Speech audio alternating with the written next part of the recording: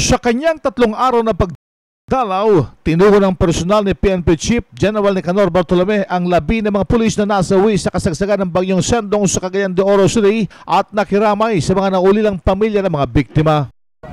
Bali 3 na yung nasawing tauhan natin sa Philippine National Police.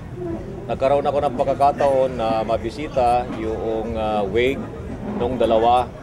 At initially, nagbigay tayo ng financial assistance doon sa naulila nilang byuda.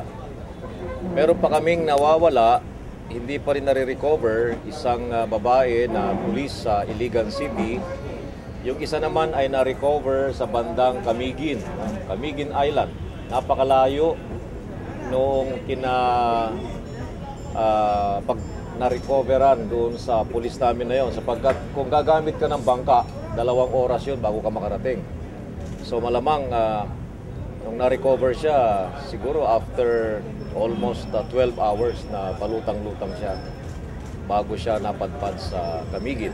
Sinabi pa ni Bartolome na patuloy pa rin sa pagtulong ang kapulisan sa mga nasalanta ng kalamidad.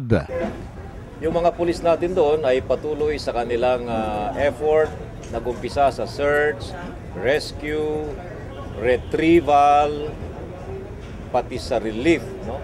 Tumulong yung pulis natin. Ngayon naman, tumutulong sila sa pagpapanumbalik, yung rehabilitation ng mga areas na nasalanta. Yung mga pulis natin ngayon, tumutulong sa paglilinis ng mga lansangan, pag-clear ng mga debris, pagwawalis, no? Upang sa ganon maging normal muli yung buhay sa mga lugar na dinaanan ng bagyo. Si PNP Chief Police Director General Nicanor Bartolome, yan ang RH News sa Campo Crame. RH 911 Bing Formento naglilingkod sa pagbabalita.